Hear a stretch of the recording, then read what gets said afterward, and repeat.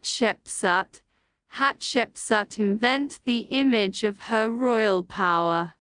Pharaoh Hatshepsut is indubitably one of the most debated characters of ancient Egyptian history.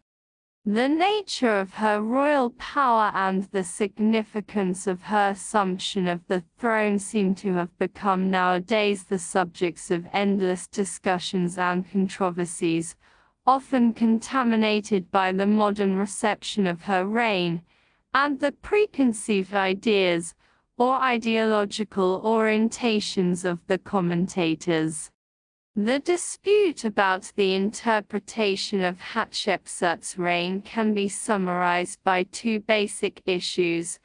On the one hand, the masculine iconography of the queen during most of her reign, and on the other hand, her relationship with Thutmose III on a political level.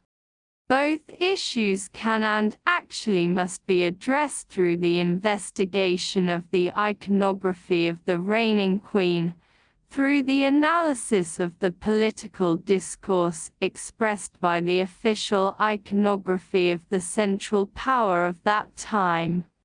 Indeed, both are fundamentally iconographical issues, that is, matters that were managed by Hatshepsut on an iconographical level and directly related to the official image of the royal power. Thus, even if she decided to be depicted on the walls of her newly built temples as a male king, there is absolutely no doubt that Hatshepsut appeared during the inspection or the inauguration of those monuments with the guise and garments of a female pharaoh. Likewise, when her young corregent, King Thutmose III, was represented or not participating in the exercise of the cult behind her, it does not mean at all that such was the actual situation in the temples, nor that they were ruling Egypt together, side by side, as is usually inferred. So it is clearly the official image of the power, and not the reality of the actual political situation, and in such matters, it might be even more interesting to know and investigate what was meant, instead of what really was. Moreover, given the very nature of Egyptological material mainly derived from temples or more or less sacred monuments, without any proper historical records, the analysis of this ideological discourse in images constitutes almost our only means to address that kind of historical and political question.